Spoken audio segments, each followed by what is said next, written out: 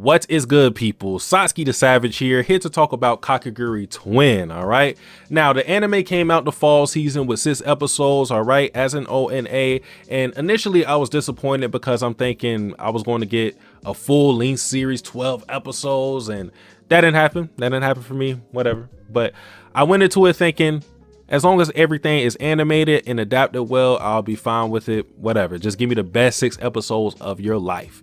And lo and behold, the first episode, Mappa slapped me.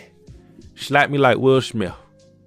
Said, boy, you thought. And I don't know how Mappa can't keep getting away with it. Once again, Mappa puts his dirty hand in our food, and now we're forced to eat a shit ball again.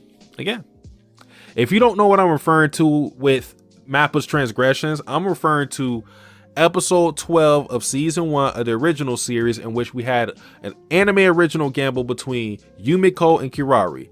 Spoilers for the manga for the OG series, okay? Spoilers, all right? I'll leave a timestamp for you if you don't want to listen. Spoilers. Yumiko and Kirari have never gambled as of this point, right now, as I'm recording this. As I'm recording this, it is August 11th, 2022. They have not gambled. That is very important because Yumiko's burning desire is to gamble Kirari. The fact that you made those two gamble that early in the series makes future events of her wanting to gamble Kirari so bad because she's been denied for so long look goofy, silly, and outright dumb. Why did you do that? Season 2, we are introduced to an anime original character, Rei Batsubami. A lot of the fandom likes Rei. I really don't, but that's fine. I made a whole video on why I think that she was a mistake of a character, but it's not necessarily because of her character that, at least the topic I'm talking about right now, that makes things bad. It's the gamble that she was involved in that centered around her, which were the last 2 episodes, 11 and 12. That gamble redistributed the votes in a bad way that makes a future event also look goofy, foolish, and downright stupid. I won't go in depth with all of those points I made because I've already talked about it mainly in the Rei video, so hey, I gotta promote the Rei video. You know I gotta promote the Rei video. But I'm here to talk about the current problem of Kakegurui Twin. Episode 1. I thought Mappa was going to follow the trend of messing up in the last 2 episodes. But episode 1, they speed run the gamble between Mary and Kokoro and completely cut out Mary's backstory. Nigga, what the fuck is this bullshit? There's no excuse, because at least with season 1, I have no information, I've done no research, but at least I could give an excuse of maybe they just didn't have enough manga chapters to adapt, so they had to call their own play and just make that anime original episode, even though they still didn't have to make Yumiko gamble Kirari, but maybe at the time they didn't know that was important, so whatever. Season 2, that really didn't have no excuse as to why Rei was a character, but whatever. Like, some people like her, so I guess it worked out fine for some people. But this, how do you neglect events that happen in chapter 1? We're not talking about future events. We're not talking about you not being able to fit in certain things. You cut out Mary's backstory. This story is centered around Mary. You would think that anything concerning her character would be vital enough for them to take care and think, we cannot cut this out no matter what. We'll cut out this gamble, or we'll speed run this gamble, but we will not relinquish any content regarding Mary.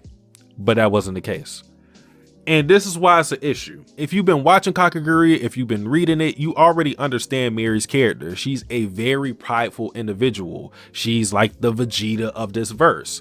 But the backstory shows you the origin of that pride, and I think that's vital to her character because it lets you know why she is the way she is. So her backstory goes like this. As a kid, Suzora was rich. Mary came from a middle class background, okay? Her parents weren't as well off as her childhood friend. They weren't really friends at the time, but they knew each other. They were in the same class, Mary and Suzora. Suzora was a rich kid and everybody flocked to her because of it. And one time, Suzora invites Mary to a party, okay? Mary's parents, knowing how rich Suzora is, gives Mary money, a lot of money, to get Suzora a good birthday, or not birthday. Was it her birthday? It might have been. I don't even remember. But they give her money in order for Mary to basically suck up to Suzora in this elaborate attempt to kind of like smooth with them and try to get in with the rich people. And mind you, again, Mary comes from a middle-class background, so this is the first time she's seen this money, this amount of money at this juncture. So to her, it was a bit shock to her system, because the one time she gets money like this is when her parents basically bow down to somebody else's wealth in an attempt to try to crawl under them and to leech off them. This disgusted Mary. She thought to herself that I will never be like my parents. I will be the winner. I will be the person that other people want to leech off of instead of vice versa. All right. So that's the basis of her pride. And that backstory is only 4 pages max.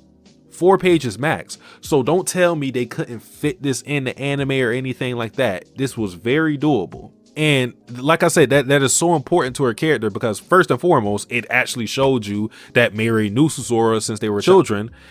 And again, it showed you why Mary is so prideful as an individual, because she had that visceral reaction to her parents basically sucking up to someone who was rich.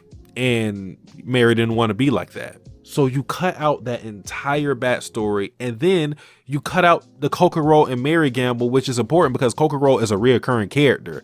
And also, I don't think people have talked about this enough, the gamble between Mary and Kokoro was such a great parallel to Yumiko and Mary.